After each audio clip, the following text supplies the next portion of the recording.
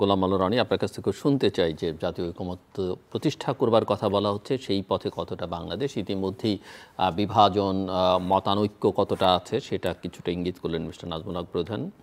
আপনার অবজারভেশন? আমার কাছে আসলে জাতীয় ঐকমত্যের যে ধারণাটা প্রথম তো শুরু হলো, আমার কাছে মনে হলো যে একটা বিস্ময়কর কিছু ঘটতে যাচ্ছে। এর কারণ হলো উনি বয়স্ক মানুষ, মুরব্বী, সর্বজন শ্রদ্ধেয়, চমৎকার করে কথা বলেন। He has a extra ordinary motivational পাওয়ার।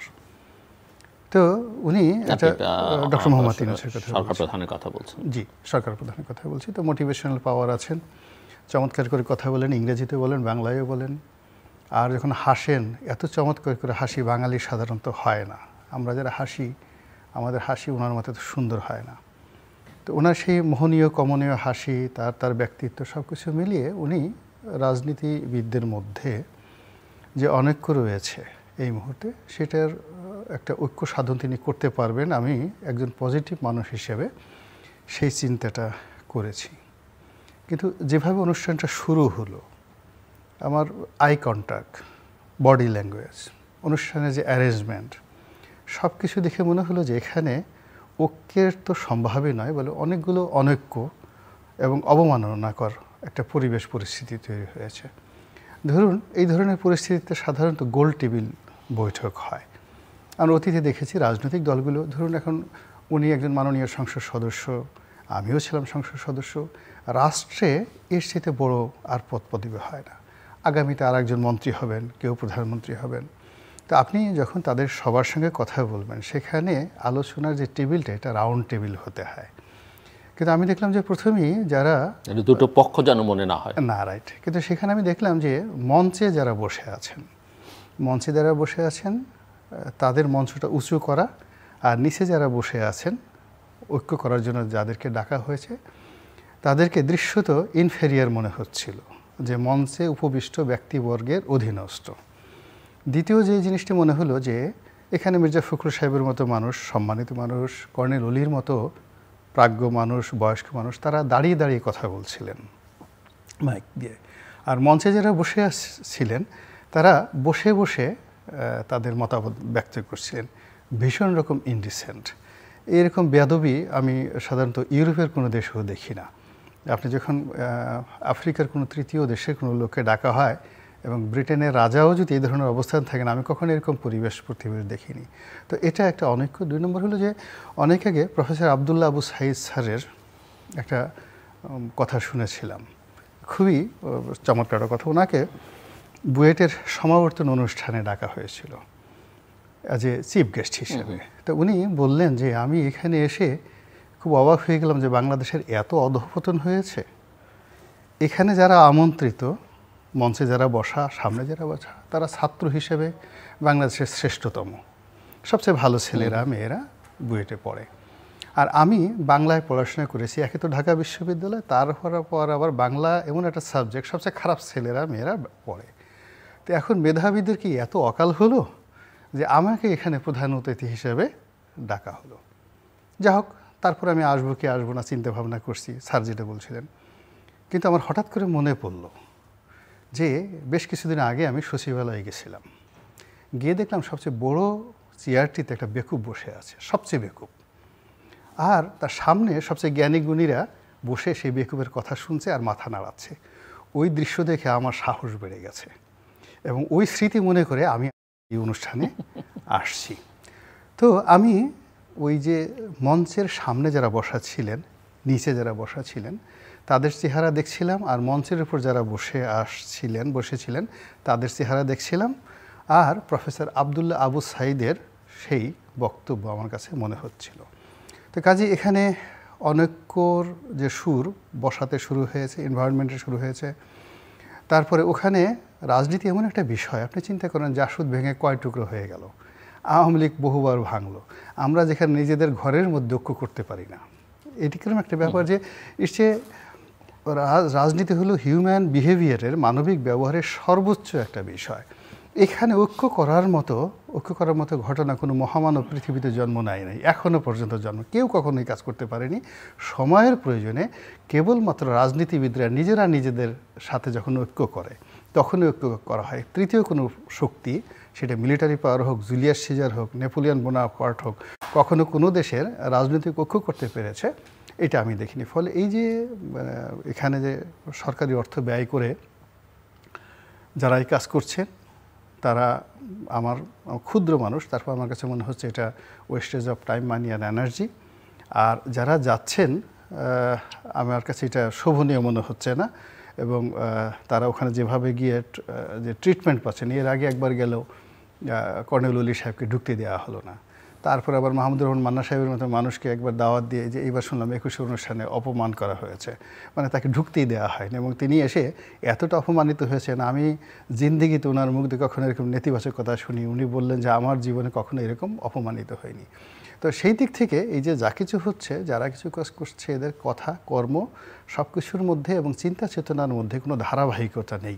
ফলে এখানে ঐক্যের তো কোনো সম্ভাবনা নাই। এবং ইতিমধ্যে গত সেই আগস্ট থেকে আজ অবধি বিশ্বাস করেন যে অনৈক্যগুলো রাজনৈতিক অঙ্গনে তৈরি হয়েছে, স্বাধীনতার পরে এইরকম অনৈক্য কখনো তৈরি হয়নি। জামাতের সঙ্গে বিএনপির অনৈক্য হবে, ছাত্রদল শিবিরের বিরুদ্ধে গালাগাল করবে, শিবির ছাত্রদলের লোকদেরকে আক্রমণ করবে, এটা স্বাধীনতার পরে আমরা কেউ কল্পনা করিনি। এই বাস্তব অবস্থা কিন্তু এখন এখানে ঘটছে। এখানে দেখুন রাজনীতিতে একটা সবসময় একটা সিনিয়র জুনিয়র একটা বিষয় থাকে। যারা ভিন্ন দলে, যেমন ভাই যে দল করতেন, আমি ছাত্রলীগ করতাম, কিন্তু উনি একটা দলের খুব বড় নেতা ইউনিভার্সিটিতে, কিন্তু আমি কখনো তার সামনে রাস্তায় দেখা হলে মাথা উঁচু করে কথা বলবো, আমার এই কালচার কখনো হয়নি, এখন পর্যন্ত হয়নি। কিন্তু এই গত 7 মাসে আমরা দেখছি যে সমাজ থেকে এই যে মান্যগণ্যতা, এই জিনিসগুলো উঠে গেছে। যে যাকে পারছে অপমান করছে, গালাগাল করছে, পায়ের উপর পা তুলে সে ক্রস লেগ করে যেভাবে একে অপরকে অপমান করা হচ্ছে, এবং যে কোনো মানুষকে ছোট করা হচ্ছে। তুমি কিছু জানো না, তুমি বেঈমান, তুমি মুনাফেক, তুমি কাফের, তুমি অগণতান্ত্রিক, তুমি ফ্যাসিস্ট। আপনি কি বলছেন যে বেয়াদবদের রাজত্ব এখন? ঠিক, এটা বেয়াদবদেরও রাজত্ব না, মানে যে যেখান থেকে পারছে, যার অবস্থান যে ভালো আছে, সে সেটাকে ম্যাটেরিয়ালাইজ করে। বেয়াদবি তুঙ্গে এখন। হ্যাঁ, বেয়াদবিও তুঙ্গে না, এটাকে একসঙ্গে অনেকগুলো জিনিস, বেয়াদবি, নির্বুদ্ধিতা, অরাজকতা, বিশৃঙ্খলা, এবং যেটাকে ইংরেজিতে বলা হয় ফেরোসাসনেস। মানে এত ফেরোসাসনেস যে মনে হচ্ছে যে আমাকে যদি যে আক্রমণ করতে আসছে, সে আমার সাথে কথা বলবে না, সে আমার গলা টিপে ধরবে ডাইরেক্টলি, সে আমাকে মারবে, সে আমাকে খুন করে ফেলবে। তো এই যে একটা অবস্থা তৈরি হয়েছে, এইরকম অবস্থা স্বাধীনতার পরে কখনো হয়নি, কখনো হয়নি। এমনকি আমরা যখন সেই আন্ডারওয়ার্ল্ডের যে সর্বহারা পার্টির নাম ধাম শুনতাম, তাদেরও সম্পর্কে মানুষ কিন্তু অনেক মানবতা গল্প শোনা যায়। আমরা রঘু ডাকাতের নাম জানি, আমরা ওই বিভিন্ন ডাকাতির গল্প জানি, কিন্তু এ সমাজে কী হলো আপনি চিন্তা করেন। একটা বাসের মধ্যে যেভাবে গণডাকাতি হলো, যেভাবে গণরেপ হলো, এই ঘটনা তো আমাদের এই বাংলায় কখনো ঘটেনি। তো এত খুশির মধ্যে একটা পুলিশ একটা যাকে বলা হয় অটোরিকশাকে থামানোর চেষ্টা করছে। সেই অটোরিকশাকে থামানোর চেষ্টা করার পর সেই অটোরিকশা সে ঝুলে আছে, আর অটোরিকশা প্রায় 1 মাইল পর্যন্ত একটা পুলিশকে টেনে নিয়ে গেছে। এটা কি বাংলায় সম্ভব? একজন মোটরসাইকেল আরোহীকে একজন পুলিশে সাব ইন্সপেক্টর থামিয়েছেন, সার্জেন্ট থামিয়েছেন, তো তাকে খুব অকথ্য ভাষায় গালাগালি করছে সে, বাপ মা তুলে, যে তোদেরকে যে টানিয়ে রাখা হয়েছে, এত কম করা হয়েছে, ভবিষ্যতে আরও করা হবে। তারপরে সেই লোক সহ্য করতে না পারে সে ভিডিও করছিল, একটা পুলিশের সার্জেন্ট ভিডিও করছিল। তো এই ভিডিও কেন সে করছে, এই জন্য তাকে আর 1 দফা গালাগালি করা হলো। ফলে কী হলো দেখেন, আমাদের দেশে না পুরো জিনিসটা উল্টে গেছে। চোর এখন মুনিবকে শাসন করছে, তারপরে শেষে আপনি মালিক এখন কর্মচারীর পায়ের কাছে সে নতজানু হয়ে বসে আছে।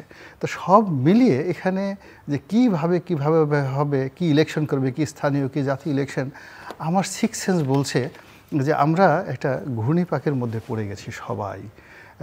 সেই আমাদের দক্ষিণাঞ্চলে একটা জায়গা আছে, সেই 5টা নদীর আগুনমুখা নদী, সেই আগুনমুখা নদীর মোহনাতে এই বাংলাদেশের মধ্যে সবচেয়ে বড় ঘূর্ণিপাক হয়, এবং ওখানে এখনও কোনো বড় লঞ্চ যেতে সাহস পায় না। পদ্মা, মেঘনা, যমুনার মিলিত স্রোত তেঁতুলিয়া হয়ে বঙ্গোপসাগরে পড়ার আগেই এটা একটা ঘূর্ণিপাক যা যায় ওখানে নিচে নিয়ে যায়। তো ওটাকে অনেকটা ব্ল্যাক হোলের মতো। তো এখন আমাদের মনে হচ্ছে যে এই সময়টি আমাদের জন্য একটা ব্ল্যাক হোল, এখানে সব কিছু হারিয়ে যাচ্ছে, যাকে কথা হারিয়ে যাচ্ছে, নীতি নৈতিকতা হারিয়ে যাচ্ছে, ধর্মবোধ হারিয়ে যাচ্ছে, এবং আমরা কোনো একটা বিষয়ের উপরে 24 ঘন্টা সাস্টেন করতে পারছেন। ধরেন আপনি একটা কথা বললেন, ওই কথার উপর আপনি নিজে যে 24 ঘন্টা স্থির থাকবেন এরকম পরিবেশ নাই। সকালে যেটা চিন্তা করছেন বিকেল দেখলেন যে আপনার নিজের মতামত নিজে পরিবর্তন করতে হচ্ছে। আমার একটা প্রশ্ন আপনার কাছে রেখে যাচ্ছি যে আপনি যখন সংসদ সদস্য ছিলেন, যে রাজনৈতিক দল করতেন, সেই সময় সেই দলের সেই সরকারের যারা মন্ত্রী ছিলেন তাদের নিয়ে অনেক কথা বলেছেন।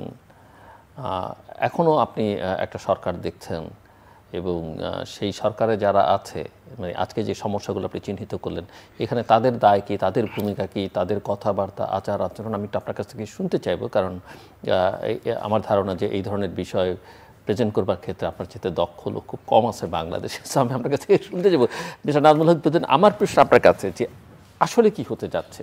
সংস্কার, নির্বাচন, নতুন রাজনৈতিক দল, শেখ হাসিনা এবং তার দোসরদের বিচার, পাচার হওয়া টাকা ফেরত আনা, কি হচ্ছে?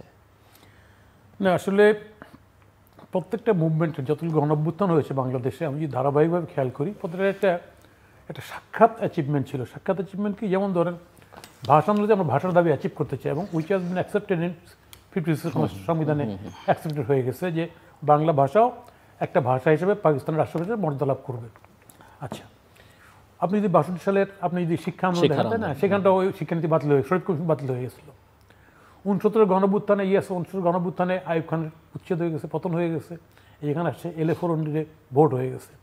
মানে প্রত্যেকটা আন্দোলনের অ্যাচিভমেন্ট ছিল। যেমন আমাদের 90-এর আন্দোলনে আমাদের ডিমান্ডটাই ছিল, মজিদ খানের শিক্ষানীতি বাতিল হয়ে গেছে, সবাই ছিলেন আপনারা যুক্ত সেই আন্দোলনে, আপনারা সিরিয়াসলি করেছেন এবং এরশাদের পতন হয়েছে, কেয়ারটেকার গভর্নমেন্টের নির্বাচন, দাবিতে ছিল এইটুকু। আরও ছাত্রদের কিছু দাবি দাবিতে থাকে ছিল। প্র্যাকটিক্যালি এইবারকার আন্দোলনে কিন্তু বহুদিন ধরে বিএনপির পক্ষ থেকে বা অন্য দল, আমাদেরও দলের পক্ষ থেকে আমরা কিন্তু প্রধানমন্ত্রী শেখ হাসিনার পদত্যাগ দাবি করছিলাম বহু আগের থেকেই। এবার অনেক বাম কমিউনিস্ট পার্টি সহ যারা আছে বা সবাই, কিন্তু উনি আমাদের দাবি পদত্যাগ এবং নির্দলীয় সরকারের অধীনে নির্বাচন, উনি এটাকে নেন নাই। তো ফলে আর এখানটায় কোটার একটা আন্দোলন ছিল। ছাত্ররা যারা আন্দোলন করেছে, বৈষম্য ছাত্র পরে নামটা দিয়েছে, কোটার আন্দোলনটা ছিলই এখানটায়, কোটা নিয়ে। এবং কোটা নিয়ে তো পতিত সরকার একবার কোটা বাতিলও করছেন, আবার ফিরিয়ে নিয়ে আসেন। তো কোটার আন্দোলনে এটা স্বৈরাচারী হাসিনা সরকারের পতনটা যুক্ত হয়েছে। আমি যেটা বলতে চাচ্ছি সেটা হচ্ছে, আগের থেকে আমাদের যেরকম একটা ঘোষণা, আমাদের দফা যেরকম ছিল, এই আন্দোলনটা ছিল না থাকার কারণে ন্যাচারালি সরকারের পতন হয়েছে ঠিকই, কিন্তু কোনটা প্রায়োরিটি এটা ওরা ঠিক করতে পারছেন না এখনও। এবং ঠিক করতে না পারার মূল কারণটা হচ্ছে ছাত্রদের সরাসরি ক্ষমতা অংশগ্রহণ। ক্ষমতা তো একটা বিরাট বিষয় আমার কাছে মনে হচ্ছে। ক্ষমতা অংশগ্রহণ করার কারণে ছাত্রদের যেমন দেখবেন দল গঠন করতে চায়, ফাইন কথা, ভালো কথা, কিন্তু দলটাও গঠন করার ক্ষেত্রে ওনারা কি বলা যায় যে এখনও সিলেক্ট করতে পারছেন, হয়তো ঠিক হয়ে যাবে। তাহলে প্লাস কী অ্যাচিভ করতে চান? একটা হচ্ছে, হ্যাঁ, এখানটা এমার্জেন্সি এসেনশিয়াল যে যারা গুম খুম করছে এদের বিচার, ফাইন, এটা একটা সাবজেক্ট। প্রশাসনের সংস্কার, যে সমস্ত পুলিশ বা যে সমস্ত আমলা ওইভাবে সিরিয়াসলি নেকেডলি তারা সরকারকে সহযোগিতা করছে এসব কাজ করার জন্য, দে শুড ট্রাই। তৃতীয় হচ্ছে এখানটায় যে আমাদের নির্বাচন কমিশন সংস্কার এবং একটা দেশের নির্বাচন। তাহলে এইসব করে, হ্যাঁ, এই বিদেশের টাকা পাচারকৃত টাকা ফেরত আনার ক্ষেত্রে চমৎকার পদক্ষেপ নিচ্ছে বিদেশি কোম্পানিকে। অলরেডি পত্রিকা যেটা দেখেছি আমি, কোম্পানিগুলোকে আগের থেকে টাকা দেবে না, বলছে উদ্ধার করতে পারলে আপনি এত% টাকা নিয়ে যাবেন। It's good. এটা বিভিন্ন ফিলিপাইনের ক্ষেত্রে হয়েছিল, এটা ভালো করতেছে, ভালো। কিন্তু সমস্যা বেঁধে গেছে এটা করতে গিয়ে বর্তমান গভর্নমেন্টের সরকাররা ভিন্ন সরকার উপদেষ্টা ভিন্ন ভিন্ন কথা বলছেন শুরুর থেকে। জনমনে সন্দেহটা যে কারণে প্রবল যে আসলে কি এই সরকারকে ভোট করতে চান অথবা এটাকে ভোট করতে পারবেন। এবং সেইখানটায় রাজনৈতিক দলসমূহ অনেক লিমিটেশন আছে, অনেক অনেক অনেক সীমাবদ্ধতা আছে। রাজনৈতিক দল আমরা তো নির্বাচন করে ক্ষমতায় যেতেই চাই, এটা স্বাভাবিক। এটা রাজনীতির লক্ষ্যটাই দেয় ক্ষমতার লড়াই। সেইখানটায় এই রাজনৈতিক দলগুলির সঙ্গে বিতণ্ডা। দ্বিতীয় বিষয় হচ্ছে প্রশাসনটাকে এই বিগত 6-7 মাসে, যেটা বললেন রনি যেটা বললেন চমৎকার করে, ললেসনেস যেটাকে বলে আর কি, আইন শৃঙ্খলার বালাই নাই এভরিওয়্যার। সরকারের ক্ষেত্রেও আপনি এই যে আপনাকে একটা ছবিতে বুলডোজিং, এই যে ভাঙছে এইভাবে বুলডোজিং, আপনি যত কথাই বলেন, আন্দোলনের যে গৌরবের দিকটা ছিল এই আন্দোলনের, সেই গৌরবের দিকটার মধ্যে একটা কালিমা হয়ে গেছে, একটা কালিমা। এই কালিমা উঠবে না বলে এটা কীরকম কথাটা হচ্ছে এরকম যে সরকারের পক্ষ থেকে সরাসরি যখন এই ধরনের কর্মকাণ্ডকে উৎসাহিত করা হয়, বুলডজ করার ক্ষেত্রে উৎসাহিত করা হয়, তাই না, তখন মবক্রেসি, যেটাকে রাষ্ট্রবিজ্ঞানের ভাষায় বলে উচ্ছৃঙ্খল জনতার শাসন, এবং যেটা কেন্দ্র থেকে প্রান্ত পর্যন্ত সমান তালে চলছে। নোবডি কেয়ারস ল, কেউ না, সরকারও আইন ভঙ্গ করতেছে, ওনার আইন ভঙ্গ করতেছে। এই যে আমাদের শহীদ মিনার, আপনি জানেন শহীদ মিনারে আমরা মালা দিয়েছি সবাই, আমাদের জানি আমাদের হ্যাঁ প্রেসিডেন্ট আসেন, ওটার হোস্ট হচ্ছে কে, ইউনিভার্সিটি কর্তৃপক্ষ। আপনারা ভালো করে জানেন যে যখন মারামারি হচ্ছিল তখন এই পরিবেশ পরিষদের মাধ্যমে ইউনিভার্সিটিকে হোস্ট করে কর্তৃত্ব দেওয়া হয়, ইউনিভার্সিটি পরিচালনা করে, এবং সেখানে প্রথম ইউনিভার্সিটি দেয়, তারপরে অন্যান্য শাসকরা, প্রধান উপদেষ্টা, দূতাবাসের লোকজন, তাই না, বা প্রধানমন্ত্রী দেয়, প্রেসিডেন্ট দেয়। প্রথম এবার দেখলাম আমরা নর্মালি গেছি, আমরা ঠিক আগে গেছি, বলছে আগে যেতে হবে না এসএসএফ, ঠিক আছে। তো আগে গেছি আমরা, আসছি ওখান থেকে, ঠিক আছে যে প্রেসিডেন্ট প্রধানমন্ত্রী উপদেষ্টা দিয়ে চলে যাবে, তারপর আমরা দেবো। প্রেসিডেন্ট চলে যাওয়ার পর হঠাৎ pin off silent, no mic, কিছুই না। আমি মনে করলাম কি কোনো অভ্যুত্থান হয়ে গেল নাকি দেশের মধ্যে, বিলিভ মি, কিছু হয়ে গেল নাকি দেশের মধ্যে, একদম কোনো সারা শব্দ নেই। আমি ডাক্তার মোস্তাক ডাক্তার জিএসল, আপনারা চেনেন, ওনাকে বললাম যে আপনার ওপেন করেন মোবাইলটা, ডাটা ওপেন করুন, উনি ওপেন করলো, তখন যেটা স্লোগান প্রেসিডেন্টের বিরুদ্ধে হচ্ছে বাইরে টাইরে এগুলো, হ্যাঁ ওইটাই শোনা গেল। প্রেসিডেন্ট তো চলে গেছে।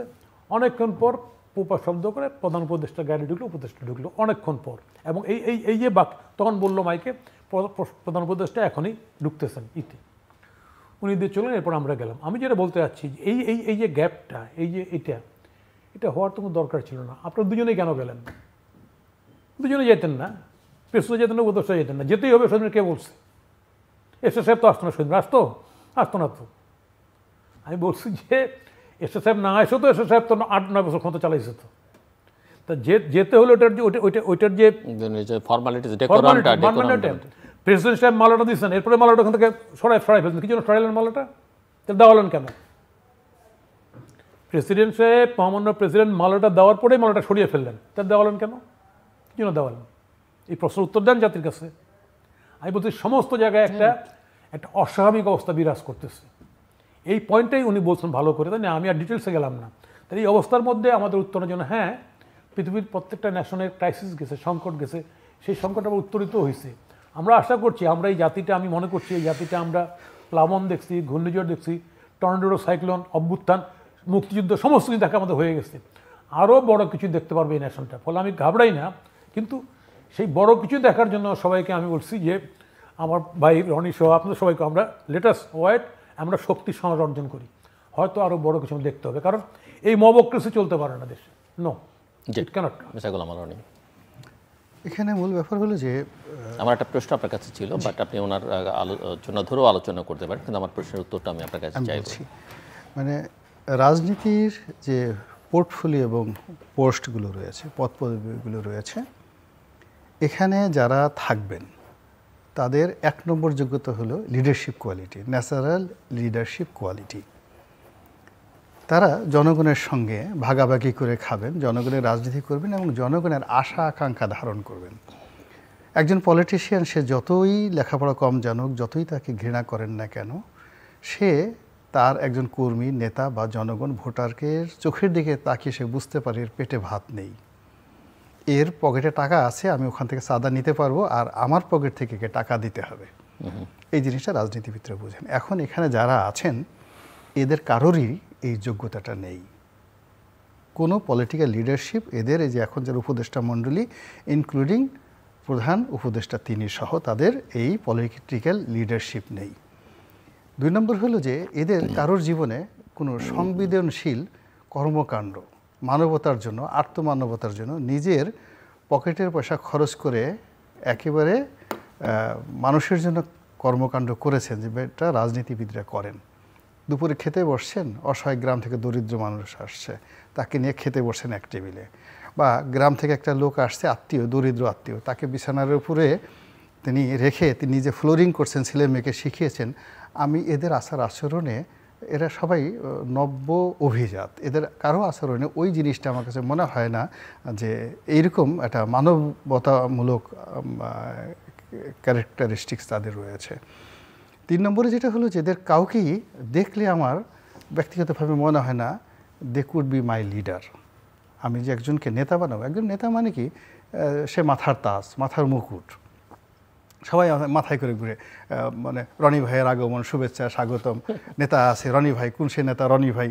তো এই যে আমাকে যদি তো পছন্দ না হয়, পিছনে তো লোকজন এই কথা বলবে না, কিন্তু এদের সামনে নিয়ে আমি যে বলবো অমুকে আমার নেতা, হ্যাঁ আসিফ ভাই, নজরুল ভাই জিন্দাবাদ, ইনুস ভাই জিন্দাবাদ, আমার এরকম মনে হয় না। এটা আমার ভুল হতে পারে বা কোনো হতে পারে। তা আমি যে এদের সামনে রেখে মাথার উপর বসিয়ে আমি এদেরকে কদমবুচি করব, এদেরকে স্লোগান দেব, এদের নেতা মানব, এরকম মনে হয় না। তো মনে না হওয়ার কারণে কি হলো, তারা কি করবে না করবে তারা বোধহয় বুঝতে পেরেছে যে জনগণ তাদেরকে মনে করছে না, এই জন্য তাদের জনগণের প্রতি ভীষণ রাগ হয়ে গেছে। ভীষণ রাগ হয়ে তারা প্রথম দিকে যে সকল পাবলিক ওরিয়েন্টেড কর্মকাণ্ড করার চেষ্টা করেছিলেন সেই জায়গা থেকে তারা ইউটার্ন করে ফেলেছেন। ইউটার্ন করে এখন তারা সেই কাজগুলো করছেন যেগুলো তারা আগে ভাবেননি। এমনি তারা ক্ষমতায় আসবেন এটা তো তাদের কখনোই চিন্তায় ছিল না। এবং আমরা অবাক হয়ে, আমরা তো ধরেন একেবারে 5ই আগস্ট পর্যন্ত, আমি 5ই আগস্ট 4ই আগস্ট এই চ্যানেল আইতে এসে অনুষ্ঠান করছি, সেই বিচারপতি মানিকের সাথে সেই বিখ্যাত অনুষ্ঠানগুলো, খুব ক্রিটিক্যাল মুভমেন্ট আমি ঘোরাফেরা করছি। এখন যারা ক্ষমতায় আছেন এদের কাউকে তো আমি রাজপথেও দেখিনি, কোথাও দেখিনি। এদের সাথে আমার কখনো কোনো বিষয় নিয়ে আলোচনাও হয়নি, টেলিফোনেও আলোচনা হয়নি। তো আমি বরং তাদের সাথে যদি ওই বিষয় নিয়ে আলোচনা করতে যেতাম বোধহয় তারা দরজাই বন্ধ করতে দিতেন ভয়ে আর কি। তো সেই মানুষ সামহাও আল্লাহ তাদের প্রতি রহম করছেন, হয়তো স্বয়ং ফেরেশতা জিব্রাইল এসে তাদেরকে ওই জায়গার উপর বসাই দিয়েছেন। কিন্তু বসিয়ে দেওয়ার পর তো তাদের একটা প্ল্যান তারা নিঃসন্দেহ করেছে যে আমরা 90 ডেজে এই কাজগুলো করব বা 100 ডেজে এই কাজগুলো করব। এবং যখনই মানুষ কোনো একটা ভালো জায়গায় বসে তার মধ্যে প্রকৃতিগতভাবে অনেক ভালো চিন্তাগুলো আসে। তো তারা ক্ষমতায় বসার পরে সবাই যে ভালো চিন্তাগুলো করেছিলেন অ্যাট দিস মোমেন্টে 5 মাস 6 মাস পরে তারা সেই ভালো চিন্তা থেকে সরে গেছেন। অবস্থার দৃষ্টি মনে হচ্ছে তারা পরিণতির কথা ভাবছেন যে ক্ষমতা ছেড়ে দিলে আমাদের কি হবে, আমরা কোথায় যাব। শেখ হাসিনা তো দিল্লিতে চলে গেছে, তাকে পাঠানোর জন্য প্লেন ছিল, আবার ওখান থেকে দিল্লি থেকে আলাদা প্লেনে এসে তাকে রাজকীয় মেহমান হিসেবে নিয়ে গেছে। আমি যাব কই, আমি খাবো কি করবো কি, এই ধরনের চিন্তা তো মানুষের অনেক রকম চিন্তা ভাবনা আসে। তাদের বোধ হয় সেই রকম কোনো চিন্তা ভাবনা আসলেও আসতে পারে, আমার কাছে যেটা মনে হচ্ছে।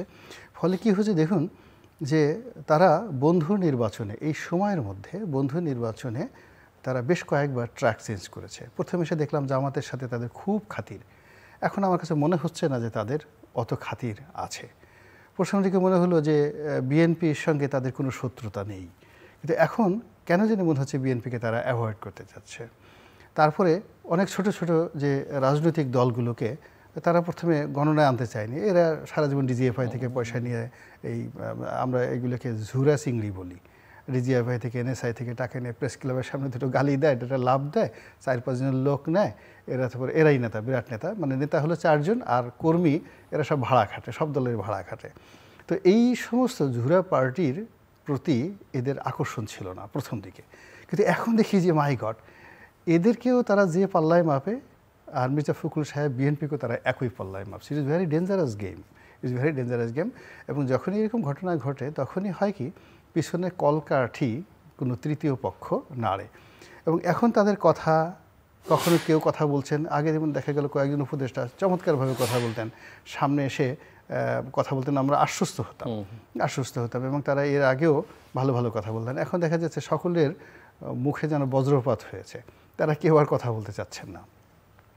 তারপরে অনেকে নিজের চোখ মানে লুকিয়ে রাখার জন্য অনেকে এখন সানগ্লাস পরছেন, শহীদ প্রেসিডেন্ট জিয়াউর রহমানের মতো সানগ্লাস পরে ঘুরে বেড়াচ্ছেন।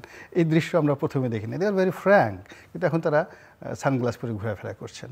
তারপরে তারা তাদের কারো কারো চেহারা খুব বেশি সুন্দর হয়ে গেছে, মোটাসোটা হয়ে গেছে, কারো কারো চেহারা খুব চিকন হয়ে গেছে, দুর্বল হয়ে গেছে। ইট মিনস ইন্টারনালি তাদের মধ্যে ক্ষমতার যে কেন্দ্রগুলো আছে, এখানে আমরা যেগুলো বাইরে থেকে বলতে পারছি না, সেই কেন্দ্রের সাথে যাদের যোগাযোগ ভালো হচ্ছে তাদের শরীর স্বাস্থ্য ভালো, মাশাল্লাহ, গায়ের রং ফর্সা হয়ে গেছে, একটু মেদ ভুঁড়ি বেড়ে গেছে।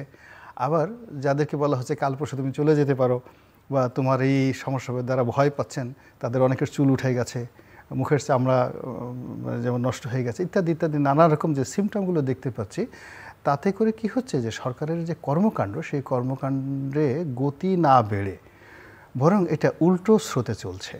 আপনি চিন্তা করুন যে এই সময়টিতে হঠাৎ করে এই ডিসিদেরকে বাদ দেওয়া হলো। তো আপনি ডিসির পরে আসবে এসপি, সঙ্গতিকরণে এসপি আসবে। তো এখন 64 জন ডিসি, 64 জন এসপি যদি একটি নির্বাচনে হন, তাহলে 14 সনের নির্বাচনে, 18 সনের নির্বাচনে, 3টে নির্বাচনে কতজন কর্মকর্তা হবেন? কিন্তু ক্রিমিনাল মূলত ডিসিএসপির চাইতে নির্বাচনের সময় ওসি এবং টিওনো এরা হলো বদমাইশ, ভীষণ রকম বদমাইশি করে, এবং যত অপকর্মগুলো, ফিল্ডের অপকর্মগুলো এসপি সাহেব করান হলো ওসিকে দিয়ে। তো এই ঘটনার পরে আপনি আবার ওসিকে বাদ দেওয়ার আপনার জন্য একটা দাবি উঠবে। এসপিরা যখন যাবে তখন বলবে আমি তো, আমাদের তো 2018 সনের রাতের ভোটের নির্বাচনে সারা বাংলাদেশে প্রচার হয়ে গেছে যে প্রতিটা ওসিকে এই অপকর্ম করার জন্য 3 কোটি করে টাকা দেওয়া হয়েছে। এবং আমি আপনারই টকশোতে বলেছি যে আমি যা জীবনে কখনো দেখিনি যে ওসির কথা মতো সেনাবাহিনীর মেজর লেফট রাইট করেছে 2018 সনের নির্বাচনে। তারা প্রথমে এসে খুব আমার সাথে দেখা করলো ওই নির্বাচনের সময়, আপনি নিজেও প্রার্থী ছিলেন, দেখা করলো, বললো যে আপনার লোকজন কই, পোস্টারি করেন, তারপর শেষে মিছিল করেন, মিটিং করেন। ও মাই গড, আমি মিছিল করার পরে দেখি যে এমন পিটনি দিল আমার লোকজনকে। তারপরে আমি সেই লোকটা টেলিফোন করলাম, আর খুঁজে পাওয়া যায় না। পরে দেখলাম যে তারা যেখানে ক্যাম্প করেছে গলাচিপা হাই স্কুল মাঠে, সেই ক্যাম্পে ওসি সাহেব প্রতিদিন 2-3টা ছাগল পাঠাই দেন যেন তারা খাওয়া দাওয়া করে আরামায়েশ করতে পারে। এইরকম দৃশ্য আমরা কখনো দেখিনি। তো আপনি যখন এসপি সাহেবকে টানবেন, ওসিকে টানতে হবে। ওসি যখন টানবে তখন সে বলবে যে আমি ওই মেজরকে এত টাকা দিয়েছি, 3 কোটি টাকা তো আমি একা খাইনি। হ্যাঁ, টিউনো সাহেব বলবে যে আমি এত টাকা খেয়েছি। তাহলে আপনি চিন্তা করেন যে একটার সাথে একটার ইন্টার কানেক্টিভিটি, অরাজকতা কোথায় গিয়ে এটা গিয়ে দাঁড়াচ্ছে, এবং সেই দিকেই কিন্তু এগুচ্ছে। এখন বলা হচ্ছে যে জাতীয় নির্বাচন আগে হবে না স্থানীয় নির্বাচন আগে হবে। আমার কাছে তো মনে হচ্ছে যে আর কয়দিন, এখন যদি স্থানীয় যে কোনো নির্বাচন ডাকে, যে প্রার্থী তারা সরকারের হাতে পায়ে ধরবে যে আব্বা গো মা গো নির্বাচন করতে চাই না, তাড়াতাড়ি নির্বাচন বাতিল করেন। এর কারণ হলো আপনি এখন যেখানে এতটা মব জাস্টিস হচ্ছে, সেখানে যদি 5 জন প্রার্থী থাকে, যার হাতে ক্ষমতা যে এলাকায়, সেই সেখানে মব জাস্টিস করবে। ফলে অন্য 4 জন প্রার্থী তার জীবন নিয়ে টানাটানি, তার ঘর বাড়ি, কর্মী সমর্থকদের বাড়ি তছনছ হয়ে যাবে। তো 300 আসনে যদি জাতীয় নির্বাচন হয়, তো স্থানীয় নির্বাচন হয়ে যাবে প্রায় 7000 আসনে। তো 7000টি পয়েন্টে আইন শৃঙ্খলা মানে কোন পর্যায়ে চলে যাবে, এটা এই বর্তমান যারা আছে ওনারা এটা কল্পনাই করতে পারেন। শুনুন, গ্রামীণ ব্যাংক চালানো ইজ ভেরি ইজি। গ্রামের গরিব মানুষ, তাদেরকে 2000 টাকা, আমি নিজে দেখছি 81-82 সনে 2000 টাকা দিবেন, দেওয়ার আগে 1 মাস আগ পর্যন্ত তাদেরকে লেফট রাইট করিয়েছে। মহিলারা লেফট রাইট করে, ছেলেরা লেফট রাইট করে। আমি বললাম কী ব্যাপার, এরকম লেফট রাইট তো আমরা দেখি নাই। মহিলারা লেফট রাইট করে, আবার শরম পায়, হাসে। তো বলে যে আমরা গ্রামীণ ব্যাংক থেকে টাকা পাবো। একজন ম্যানেজারকে 1200-1300 টাকা করে, এই MA পাস, জগন্নাথ থেকে পাস করছে, ওই আমলে 81-82 সনে 1100, 1200, 800, 900 টাকা দিয়ে এটা গ্রামীণ ব্যাংকের ম্যানেজার ভাড়া করে এরকম 2000 টাকা করে লোন দিয়ে, আবার সেই লোন প্রতি সপ্তাহে 30 টাকা করে 40 টাকা করে ফেরত দিতে হবে। দিতে না পারলে পুকুরে লাভ দিয়ে ঝাঁপ দিতে হইতো। অনেক জায়গায় অনেক এই লোন পরিশোধ নিয়ে ঘটনা ঘটছে। এটা যত সহজ একটা চেয়ারম্যান ইলেকশন করা, একটা উপজেলা নির্বাচন করা, একটা MP নির্বাচন করা এত সহজ নয়। এটা খুবই কঠিন একটা কাজ। তো যার জন্য সেই কাজের জন্য যে পরিবেশ দরকার, প্রতিবেশ দরকার, যা কিছু দরকার, এরকম যদি 1000টা উপকরণ ধরেন, একটা নির্বাচন করার জন্য আপনাকে 1000টি উপকরণ দরকার। এই 1000টি উপকরণের একটি উপকরণ এখনও সরকারের পক্ষে নেই, নির্বাচন করার পক্ষে নেই, এবং এই নির্বাচন করা সম্ভবই না, অসম্ভব বিষয়। এই হলো আমার বক্তব্য। তাহলে প্রশ্ন দাঁড়াচ্ছে মিস্টার নাজমুল হক, সরকারকে নিরপেক্ষ, এটা যেমন একটা প্রশ্ন। দ্বিতীয় প্রশ্ন যেটা রনি উল্লেখ করলেন, যে এই সরকারের আসলে সক্ষমতাই আছে কিনা একটা ভালো নির্বাচন করবার, যেটা সবার দাবি। একটা বিষয় তো পরিষ্কার, সরকার একটা দলকে পৃষ্ঠপোষকতা করতেছেন, এবং এটা করার জন্য সরকারের পক্ষ থেকে বিভিন্ন লজিক তুলে ধরা হচ্ছে অতীতের। তার মানে সরকারটা তো আর নির্বাচন করার জন্য ওইভাবে পাবলিকের কাছে আস্থা পাওয়া না, কারণ পাবলিক বুঝে গেছে যে এই সরকারটা দল করতে যাচ্ছেন, সেই দল করে তারপর নির্বাচন করতে যাচ্ছেন। এই সেন্সটা পাবলিক আসার কারণে আমার ধারণা, আমাদের যাদের এলাকা, সেখানে আমিও এলাকায় যাই, উনিও এলাকায় যান, এবং পাবলিক মনে করে যে ইউনিসেফের পক্ষে নির্বাচন করা সম্ভব না। আমাকেই বলছে, কী বলবেন আপনি ভোট করবেন, উনি ভোট করতে পারবেন না। তো তাহলে কী হলো, ভোট করতে পারবেন না উনি। এরপরে কীভাবে বলেন না, তাহলে এই যে অবস্থাটা পাবলিকের, এই আস্থাটা কীভাবে নিয়ে আসবে। দ্বিতীয় বিষয় হচ্ছে আইন শৃঙ্খলার বাহিনীর, তাদেরকে অপারেশন, তাদেরকে ম্যানেজমেন্ট করার প্রশ্নে সরকার এখনও কোনো পরিষ্কার কোনো পদক্ষেপ নিতে পারেনি, পিস নাই। আমি তো 18 সালের ভোটে আমি ভোট দেওয়ার জন্য গেছিলাম, আসলে এমনভাবে করছে, উনি বলছেন তো আমি একটা ঘটনা বলি, এটা একটা ভিন্ন ধরনের। যেদিন প্রচারণা ছিল আমি সেদিন গেলাম, বিকজ আমার বাড়ির সঙ্গে যে প্রাইমারি স্কুল বুঝছেন না, সেখানটায়, এটা আমাদেরই দেওয়া, ওইখানটায় সেন্টার হয়েছে ফর দি ফার্স্ট টাইম। তো ফলে আমি মনে করলাম যে যাইবার না, লোকজন মানা করবে, যে আমি গেলাম। পরের দিন থেকে প্রচারণা বন্ধ। তা আমি এমপির কার্যক্রম তো বাড়ি থেকে করতাম, তো আশেপাশের লোকজন আসছে, 30-40 জন আসছে। হঠাৎ করে দেখি যে একটা বিএনপির লোককে পেটাচ্ছে কিছু ছিল। তো বিএনপি লোকটাকে চিনা, আশেপাশে বাড়িতে ঢুকছে, পিছন থেকে ওরা আসছে, ওই পিটাচ্ছিস কেন তোর? দেখ তারা এখানটা কেন পিটাচ্ছিস তোরা? ফাজিল কোথাকার, কালকে মরবি, একদিন মধ্যে লাশ কাঁদে নিবি, পিটাচ্ছিস কেন? খুব গালাগালি করছে, যা তোরা চলে গেছে। এবং খুব রাফলি আমি করছি যে ভোট যারা ইচ্ছা তারা দিবে, এবার ভোটের জন্য কিছু না। উইদিন 1.5 ঘন্টার মধ্যে ওখানে একটা গাড়ি চলে গেলে বুঝলাম যে এটা কর্তা ব্যক্তির গোয়েন্দা সংস্থা। আমি বুঝার শেষ, গাড়ি দেখে চেহারা দেখে বুঝার শেষ। 30-35 বসা, তো ওরা আইসা যখন সালাম আলাইকুম, আমার বাট খোলানটা বড় গাড়িতে, তখন আমি মনে করলাম তাই বুঝছি যে যা বুঝছি তাই। তো ওরা বসে আমার লেকচার শুনতেছে এরকম যে ভোট এটা সবার অংশগ্রহণ, তো আমিও আসছি ভোটটা দেওয়ার জন্য, আমার ভোট কাকে দেবো আমি বলবো না, তোমরাও তাকে ইচ্ছে তাকে ভোট দিচ্ছেন। শোনার 30 মিনিট পরে আমি উঠতেছি না, আমি তো বুঝছি, আমি জিজ্ঞাসা করছি না কে আপনারা, আমি তো বুঝছি যে কারা। তো বলছে স্যার একটু কথা বলবো 1 মিনিট। তো ওইরকম গাড়িটাকে দেখে ভিতরে আমার ছোট পরিবার থেকে ছোটো ভাইয়ের বউ আছে, একটা ভাই থাকে, তো ওর আবার একটু সময় টময় কী করছে, তো স্যার একটু কথা বলবো। তো আমি উঠলাম, ওইটা ভিতরে গেলাম। ভিতরে গিয়ে বললো স্যার একটা কথা বলতে চাচ্ছি আপনাকে। ভিতরে বসার জায়গা আছে, বসে দিলাম, এর মধ্যে সময় টময় দিচ্ছে। বলেন স্যার আপনি এলাকা থেকে চলে যান। আপনি কে? বলে আমি অমুক গোয়েন্দা সংস্থার অমুক। বলে আপনি কে? সে নিচের পদের, বড় পদের নিচের পদে। বাড়ি কোথায়? একদম বললো বউ একদম গোপালগঞ্জ, বুঝছেন না, ফরিদপুর বললো। তাহলে আপনার এই সাহসটা করতে পেলেন? আমাকে বলে আপনি চলে যান, টিল আই এম এমপি। হ্যাঁ আপনি স্যার কি উপরের আদেশ, স্যার কী করবো স্যার? আমি নাস্তাটা খাইছেন, আই এম নট লিভিং, চাটা খেয়ে চলে যান। চলে গেছে। ঘন্টা 1.5 পরে এসপি ফোন করছে, গিয়াসউদ্দিন তার নাম,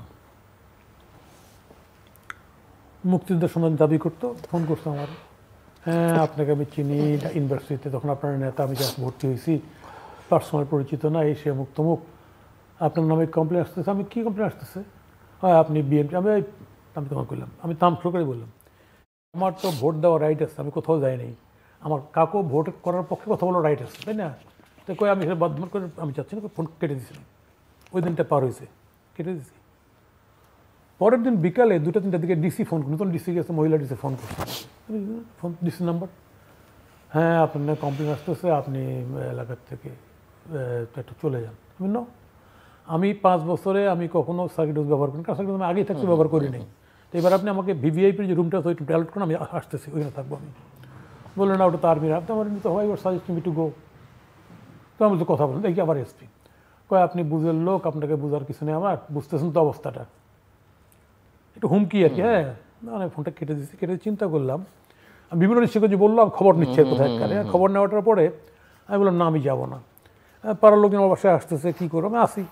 ওরা জেনে ফেলছে যে আমাকে এলাকা ছাড়ার জন্য প্রেশার করতেছে। আমি রাত 10টায় লাস্ট ট্রেন আছে, আমি রাত 8টায় সিদ্ধান্ত নিলাম যে আমাকে চলে যেতে হবে, কারণ ধৈর্য আমাকে নিয়ে বসে বেইজ্জতি করবে। কারণ তো টাকা পাইছে, আমি খবর নিয়ে টাকা মাল পাইছে, এরা যে বললো বিরাট হিউজ অ্যামাউন্ট টাকা দিচ্ছে, কথা বুঝছেন। তো তারপরে আমি 9টার সময় বেরিয়ে, বুঝছেন না, 2টা পয়েন্ট ব্যবহার করে আমি লাস্টের ট্রেনে উঠে চলে গেছি। আমি যখন উঠি তখন আমার একটা ফোন লিখিত নাম্বারটা আমাকে সেভ করে DA 1। স্যার আপনি চলে গেলেন? বলে হ্যাঁ আমি তো চলে গেলাম, থাকলেই পারতেন স্যার। আমি এরপরে 1.5 মাস পরে গিয়ে ওই DA 1-এর কাছে গেছি, অফিসে গেছি। আমি আপনি ফোন করছিলেন কেন আমাকে এই দিন? কয়েছে আমি তো করি না, আমি এই নাম্বারটা কার? কয়েছে এটা আমার নাম্বার। আপনি ফোন কে করছিল আপনার ফোন থেকে? চুপ করে আর কথা বলো না। স্যার স্যার স্যার কপি খেয়ে যাই হোক। এত অস্বাভাবিক একটা পরিবেশ ছিল সেই জায়গায়। আমি বাংলাদেশের নির্বাচনের মানে রাজনীতির ইতিহাসে এই ঘটনাটা আমি তখন 1.5 মাস পরেই কিন্তু আমি 2টা টক শোতে বলছি। আমাকে অনেক বলছে যে আপনি এটা বললেন, আমি বলবো এটা প্রয়োজন যেখানটা পাবো সুযোগ পাবো বলবো। আমি 2 জায়গায় বলছি 1.5 মাস পরেই। ঘটনা হচ্ছে আসলে একটা অস্বাভাবিক পরিবেশ ছিল, এবং সেই অস্বাভাবিক পরিবেশের মধ্যে এখন এটাকে শর্ট আউট করে একটা ভালো নির্বাচন বের করার প্রথম দায়িত্ব হচ্ছে সরকারের, কথা বুঝছেন না? দল করবে টল করবে তো পরের বিষয়। আর রাজনীতি এমন একটা জিনিস, যে বললাম অসুখ, ক্ষমতা এমন একটা অসুখ, তাই না? ক্ষমতায় গিয়ে ঘাড় মোটা হয়, পাশা মোটা হয়, চোখের ঠুলি পড়ে, তাই না? এটি হচ্ছে ক্ষমতার ধর্ম। ফলে সেই ক্ষমতায় কোনো পরীক্ষিত লোক না, যাদেরকে আজকে আমরা বিদায় করছি, এরাও তো রাজনীতির প্রক্রিয়ার মধ্যে দিয়ে এসছে। ফলে এইভাবে বললে পাবলিকের কাছে বিশ্বস্ত হওয়ার কোনো সুযোগ নাই। আমি যেটা বলতে চাচ্ছি, ফলে বর্তমান সরকারের লিমিটেশনটা সরকারের বোঝা উচিত।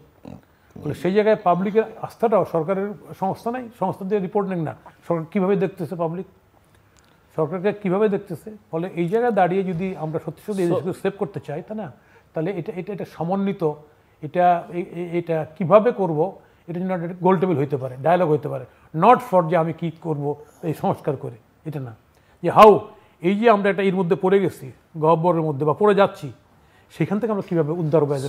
ভালো বন্ধু, সব মিলিয়ে আপনি কবে নির্বাচন দেখেন আসলে বাংলাদেশে? পরবর্তী শুনেন, পরবর্তী নির্বাচনটা এই বছরের মধ্যেই হওয়া উচিত মনে করি। নির্বাচন তো উচিত, অনিশ্চিতের প্রশ্ন, আপনি দেখেন কবে আসলে? কিন্তু আপনার রাজনৈতিক অভিজ্ঞতার আলোকে। কিন্তু এই সরকারের তো আমি এখনো প্রপার পজিটিভ কোনো ফিলিংস দেখছি, যদিও নির্বাচন কমিশন বলছেন যে আমরা নির্বাচন রেডি, কারণ তাদের সেই রকম তারা ইতিমধ্যে ভোটার তালিকা তো হয়ে গেছে বা হয়ে যাচ্ছে।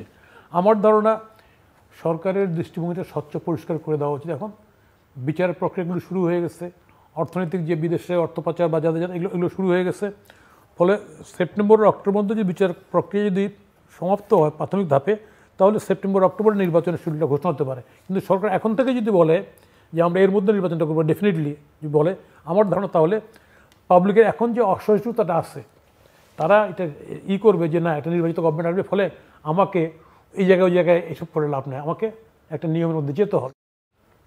এখন পাবলিক মনে করছে যে আনরুলি হয়ে যাচ্ছে না, পাবলিক মনে করছে যে এটা তো মগের মূল্য, তাই না, আমার ক্ষমতা যার তারই, কিসের কি, এই ধারণাটা পরিবর্তিত। গোলাম আলা রনি, আপনি কি দেখেন আমার নিকট ভবিষ্যতে, দূর ভবিষ্যতে? প্রথমত আমার কাছে মনে হচ্ছে সিক্স সেন্স বলছে, আল্লাহ মাফ করুক আমার এই সিক্স সেন্স মিথ্যা হোক। 2025 সনের ডিসেম্বরের মধ্যে নির্বাচন হওয়ার কোনো সম্ভাবনা দেখছি না। 26 সনও আমি দেখছি না। 27 সনে হলেও হতে পারে, নাও হতে পারে, 28 সনের মধ্যে গিয়ে নির্বাচন হবে, এটা আমার সিক্স সেন্স বলছে। 2 নম্বর হলো যে এই 26-27 সনে এর মধ্যে প্রথম যে কাজটি হলো খেলোয়াড়ের এই সেট পরিবর্তন করতে হবে। এইরকম সেট যদি থাকে, কিয়ামত পর্যন্ত একটা নির্বাচন সুষ্ঠুভাবে, মানে জাতীয় নির্বাচন তো দূরের কথা, স্থানীয় নির্বাচন সুষ্ঠুভাবে হওয়া সম্ভব নয়। আপনি ধরেন 4টি ভাগে বা 5টি ভাগে যখন নির্বাচন করবে, দেখবেন যে কি পরিমাণ রক্তারক্তি এবং কি পরিমাণ ঘটনা সেখানে ঘটে। এবং তারা যে হিসাবগুলো করছে, একটা বোঝার চেষ্টা করে, একটা গোয়েন্দা সংস্থার বুদ্ধিতে এরা চলতেছে, এই দল গঠন, তারপর শেষে নির্বাচন করা। এখন এখানে সাধারণত ফিল্ড লেভেলে major, lieutenant colonel, highest colonel লেভেলের কর্মকর্তারা কাজ করেন। বিশ্বাস করেন কর্নেল লেভেলের যারা এখন এই জায়গা, আগে এরশাদ জামানাতে যারা কর্নেল টর্নেল হতেন এদের একটা বয়স ছিল, কিন্তু এখন একেবারে তরুণ যারা আছে তারা কর্নেল লেভেলের বা মানে এসপি যারা হন বা ডিআইজিদের দেখলে খুব বাচ্চা মনে হয়। আগে কিন্তু ডিআইজিদের এরকম মনে হতো না। এখন এরা করে কি, এরা তাদের কি বুদ্ধি দেয় বা তাদের উপর প্রভাব বিস্তার করে যাদেরকে মনে করে তাদের সে বেকুব। আমি জীবনে দেখলাম যে গোয়েন্দা সংস্থাদের সাথে সাধারণত দুর্বল ব্যক্তিত্বের, অসৎ চরিত্র এবং ব্যক্তিত্বহীন মানুষের সম্পর্ক হয়। আদারওয়াইজ কোনো মানে মানে যেরকম গোয়েন্দা সংস্থার লোক, এরকম আমি কোনোদিন বদরুদ্দিন ওমরের মতো লোকের সাথে টেলিফোন করতে সাহস পেয়েছি আমার কাছে মনে হয় না, বা কোনোদিন সে হুমায়ুন আজাদের বাসার সামনেতে যেতে সাহস পেয়েছে কোনো গোয়েন্দা সংস্থার লোক। I do not feel so. তারা খুঁজে মানে ভীতু, তারপরে সে লোভী, তারপরে শেষে যার উপর কাঁঠাল ভাঙা যাবে এবং যাকে দিয়ে যে কোনো কাজ করা যাবে, এই ধরনের লোক খুঁজে। তো কাজেই এখন যে জিনিসগুলো হচ্ছে, অর্থাৎ দল গঠন করা, তারপরে একটা স্থানীয় নির্বাচন আগে করা, তারপরে অতীতে এই যে স্থানীয় নির্বাচনের মূল থিমটাকে, এটা তো সবাই বুঝে যে আগে স্থানীয় নির্বাচন এরশাদ সাহেব করেছে, প্রেসিডেন্ট জিয়াউর রহমান করেছেন, তারা করে এই হানা ভোটের মাধ্যমে, এদের মাধ্যমে একটা দল সৃষ্টি করে তারপর নিজেদের একটা ফান্ডামেন্টাল রাইটস তৈরি করেছে, তারপরে তারা সেই কাজ করেছে। কিন্তু এই যে যারা এই অতীতের দুটো উদাহরণ, অর্থাৎ জিয়াউর রহমান এবং এরশাদ সাহেবের যে স্থানীয় সরকার নির্বাচন আগে করা, জাতীয় নির্বাচনের আগে, তারপরে পার্লামেন্টকে দুর্বল করা, তখনকার প্রেক্ষাপট এখানকার প্রেক্ষাপট আকাশ পাতাল ডিফারেন্স। তখন প্রেসিডেন্সিয়াল ফর্ম অফ গভর্নমেন্ট ছিল, তখন পার্লামেন্টে ছিল না। 2 নম্বর হলো যে তখন মানুষের যে অভাব, অভিযোগ, চাহিদা থেকে শুরু করে তাদের যে কনসাসনেস, এটা অ্যাবসলিউটলি তখনকার জাতীয় আন্তর্জাতিক বাস্তবতার মধ্যে। আপনি দেখেন এক ডোনাল্ড ট্রাম্প এখন কি বলছে, 350 কোটি টাকা কারে কি দিচ্ছে। এখন বাংলাদেশ এটা নিয়ে অস্থির যে ডোনাল্ড ট্রাম্পের কাছ থেকে মানে মার্কিন 350 কোটি টাকা এনে কোন এনজিও কারে দিল। এখন ও ডোনাল্ড ট্রাম্প যে পাগল, শুধু হুট করে 2-1 নাম বলে ফেলে। আপনি চিন্তা করেন, কিন্তু বলেছে কিন্তু 2 জনের একটা প্রতিষ্ঠান, ওই তো 2 জনের একটা প্রতিষ্ঠান, সে দুষ্টামি করিয়ে বললো যে অমুক এমনি দুষ্ট আছে, দুষ্ট করে ধরেন ওনার নাম বলে ফেললো। ওনার বাসার সামনে সকালবেলা দেখবেন 100টা বুলডোজারে হাজির। সঙ্গে সঙ্গে 100টা বলছে নাজমুল হক প্রধান বা গোলাম মোল্লা রনি সেখানে টাকা নিয়েছে। ডোনাল্ড ট্রাম্প বলেছে আমি সকালবেলা দেখবো বাসায় 100টা বুলডোজার আমার বাসার সামনে। That is happening in the country. তো এই অবস্থাতে যে নির্বাচন, সেই নির্বাচন বা যা কিছু আছে এটা হবে না, এটা হবে না। ফলে আল্লাহ এদেরকে বোধোদয় দেখ, এখন যারা আছেন তাদেরকে বোধোদয় দেখ, এবং এটা রাউন্ড টেবিলের মাধ্যমে, গোল টেবিলের মাধ্যমে একটা আলাপ আলোচনা করে এখান থেকে আমরা কি করে বের হয়ে সত্যিকার অর্থে দ্রুত একটা নির্বাচন করার জন্য আমাদের এই সমাজে আর কারা কারা আছেন।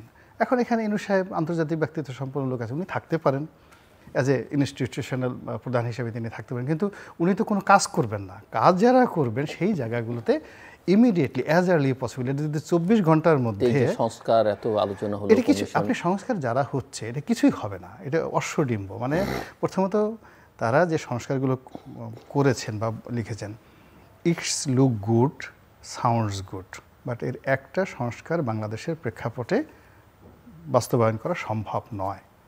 পার্লামেন্টারি কমিটির আমি ওটা দেখেছি, নির্বাচনের ওটা দেখে সব কিছু একেবারেই অ্যাবসলিউট সম্ভব নয়। 2 নম্বর হলো যে মানুষগুলো করেছেন বাই নেম, আমি তাদেরকে ব্যক্তিগতভাবে চিনি, জানি, তাদের অনেকের সাথে সম্পর্ক আছে। মূলত যে বিষয়ে তারা কাজ করেছেন ওই বিষয়টা ইমপ্লিমেন্টেড লেভেলে গিয়ে, মানে বাস্তবায়নের লেভেলে গিয়ে কীভাবে অ্যাক্ট করে এরকম কোনো উদাহরণ তাদের কাছে আমেরিকারও নেই, বাংলাদেশেরও নেই। তারা কিছু কিছু ক্ষেত্রে আমেরিকার কপি করার চেষ্টা করেছে, কিছু কিছু ক্ষেত্রে ভারতকে কপি করার চেষ্টা করেছে, কিন্তু ওটার যে বাস্তব রূপ এটা হয়নি। ফলে ওখানে শুধুমাত্র টাকা গেছে, সময় গেছে, এবং ওটা নিয়ে কোনো কাজ হবে না, কিছুই হবে না। আর এটা হলো কি, যখন পার্লামেন্ট গঠন হয়ে যাবে, পার্লামেন্ট গঠন হওয়ার পর যারা পার্লামেন্টের সংখ্যাগরিষ্ঠ দল থাকবে ওটা তাদের হাতে, তারা হাতে। বরং এই সময়টিতে রাজনীতি খুবই প্রতিহিংসাপরায়ণ, রাজনীতিতে কেউ কাউকে ক্ষমা করে না। এটা আশ্চর্য ব্যাপার, কিন্তু এখানে যুদ্ধের ময়দানে অনেকে ক্ষমা করে, কিন্তু রাজনীতিতে কেউ কাউকে ছাড় দেয় না। আগামীতে যারা ক্ষমতায় আসবে এই সময়টিতে তারা যতটুকু নিগৃহীত হয়েছে, অপমানিত হয়েছে, তা কড়াই গণ্ডায় সুদে আসলে এগুলো সব আদায় করে ছাড়বে। আপনি এটা লিখে রাখেন। তো এটাই হবে বাংলাদেশের নিয়তি। কাজে এই যে সংস্কার বলেন, যা কিছু বলেন, ওনারা যদি কেউ যত দ্রুত, মানে তারা যে জিনিসটা পারছেন না এটা যদি তারা বুঝতে পারেন, এটা আমি মনে করব যে আল্লাহর পক্ষ থেকে তাদের জন্য সবচেয়ে বড় একটা নিয়ামত।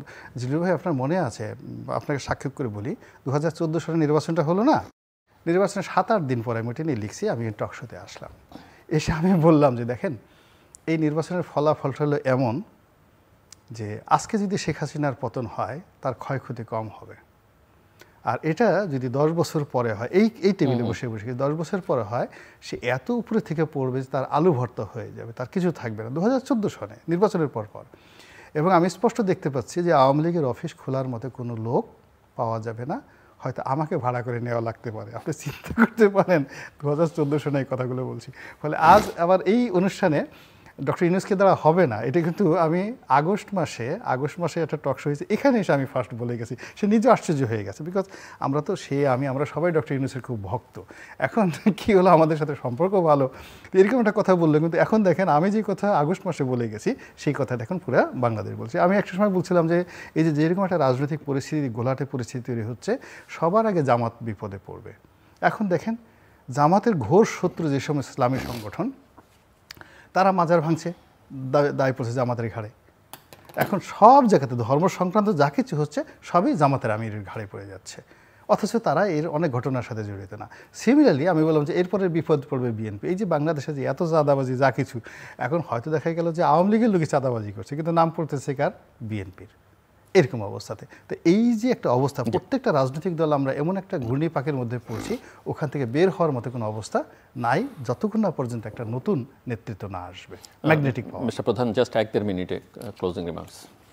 একটা বিষয় তার সঙ্গে একমত, সেটা হচ্ছে লোকাল গভর্নমেন্ট নির্বাচন আসলে কিন্তু নর্মাল সময় কিন্তু লোকাল গভর্নমেন্ট খুব ডেঞ্জারাস, কারণ এত বেশি ওখানটায় হয়, জাতীয় নির্বাচনে যেটা হয় রেসলিংটা হয়, হ্যাঁ, তো ফলে লোকাল গভর্নমেন্ট নির্বাচন করবে আগে, এই তো বোকার সঙ্গে বাস করতেছে, আর দিন হচ্ছে আগে যে লোকাল গভর্নমেন্ট নির্বাচনগুলো হয়েছে আইয়ুব খানের সময়, এরশাদের সময় না, তখন লোকাল গভর্নমেন্ট খুব ফেয়ার ভালো হয়েছে, কিন্তু এটার গবেষণা আছে, এটাতে রাষ্ট্রপতি অনেকেই আছে, খুব ভালো নির্বাচন হয়েছে। এবং লোকাল গভর্নমেন্টগুলি জনগণের কাছে কি বলা যায় আস্থার একটা জায়গা ছিল। বিগত সরকারের আমলে বা রাজনৈতিক গভর্নমেন্টগুলো আমলে অনেক লোকাল গভর্নমেন্ট নির্বাচন তো যাচ্ছে তাই, আওয়ামী লীগের সময় তো যাচ্ছে তাই, নৌকায় ভোট দিলে আসন রায় শোনা, এই ঘটনা ঘটছে। সে জায়গায় দাঁড়ায় আমি এই সামগ্রিক প্রেক্ষাপট চিন্তা করে বর্তমান সরকারকে আমি এখনও বলবো, আমরা আশা করছি আপনারা ভালোটা করেন, মঙ্গলটা করার চেষ্টা করেন, বদ চিন্তা বাদ দেন মাথার থেকে, এটাই হলো আমার কথা। দর্শক, অনুষ্ঠানের শেষ প্রান্তে আমরা সামাজিক যোগাযোগ মাধ্যম ফেসবুক, এক্স এবং ইউটিউবে তৃতীয় মাত্রা লাইভ স্ট্রিম হচ্ছে, আপনারা দেখতে পারেন। টেলিভিশনের পর্দায় দেখতে না পারলে যে কোনো সময় যে কোনো স্থান থেকে ইউটিউবে তৃতীয় মাত্রা চ্যানেলটি সাবস্ক্রাইব করে পর্ব বা পুরনো পর্বগুলো আপনারা দেখতে পারেন। মিস্টার গোলাম মোল্লা রনি এবং মিস্টার নাজমুল হক প্রধান, অসংখ্য ধন্যবাদ আলোচনা অংশ নেওয়ার জন্য। দর্শক, আমার অতিথিদের একজন অন্তত বলেই ফেললেন শেষ পর্যন্ত, বদ চিন্তা বাদ দেন। উদ্দেশ্য করে বলেছেন সরকারকে। নিঃসন্দেহে তারা সরকারের সবাইকে মিন করতে চাননি, যেমনটা মিস্টার গোলাম মোল্লা রনিও চাননি। সরকার প্রধানকে ভালোবাসেন সে কথাও বলেছেন, কিন্তু ব্যর্থতার দায়ভার যে নিতে হবে সেটাও চূড়ান্তভাবে বুঝিয়ে দেবার চেষ্টা করেছেন। সরকার ইতিমধ্যেই তাদের নিরপেক্ষতা ক্ষুণ্ণ করেছেন, এটা আমার দুই অতিথি বলবার চেষ্টা করেছেন, এবং তাদের যে সক্ষমতা তারা এই 6 মাসে নানা ক্ষেত্রে প্রমাণ করতে পেরেছেন, অর্থাৎ প্রমাণ করতে পারেননি এভাবে বলাই ভালো। তাতে করে তারা একটা ভালো নির্বাচন করতে পারবেন এটা ওনারা মনে করেন না। এক্ষেত্রে কী করা যেতে পারে? একটাই, সেটা হচ্ছে একটা জাতীয় ঐকমত্য প্রতিষ্ঠা। কিন্তু সেই ঐকমত্য যে হয় না রাজনীতিতে এবং বাংলাদেশের বিভাজিত রাজনীতিতে সেটা সম্ভব নয়, এবং যে প্রক্রিয়ার মধ্যে ঐকমত্য প্রতিষ্ঠা করবার অর্থাৎ বডি ল্যাঙ্গুয়েজ বা ফরম্যাট যেগুলো ইতিমধ্যেই দেখানো হয়েছে, তাতে করে আসলে এই জাতীয় ঐকমত্য প্রতিষ্ঠা হবে না। কেননা এখানে এক ধরনের প্যাট্রন ক্লায়েন্ট রিলেশনশিপের যে নেচার, সেটা প্রদর্শনের একটা চেষ্টা বা প্রয়াস লক্ষণীয় ছিল। সেখানে একটাই সমাধান, যদি সেটা হয়, যদিও গোলাম মোল্লা রনি মনে করেন 25, 26, 27, 28 গিয়ে হয়তো নির্বাচন হবে, এই সরকার থাকবে না, বা সরকার প্রধান থাকলেও পুরো নিচের দিকে সবাই বা অনেকেই হয়তো পরিবর্তন হয়ে যাবেন। কিন্তু যাই হোক না কেন, আমাদের একটাই চাওয়া, সেটা হচ্ছে যে বাংলাদেশের গণতান্ত্রিক প্রক্রিয়ায় উত্তরণ, এবং সেটা যত দ্রুত হয় দেশের জন্য কল্যাণকর, দেশের রাজনীতি, অর্থনীতি, সমাজের জন্য কল্যাণকর। আমাদের সঙ্গে থাকবার জন্য অসংখ্য ধন্যবাদ। আপনাদের সবার জন্য শুভকামনা।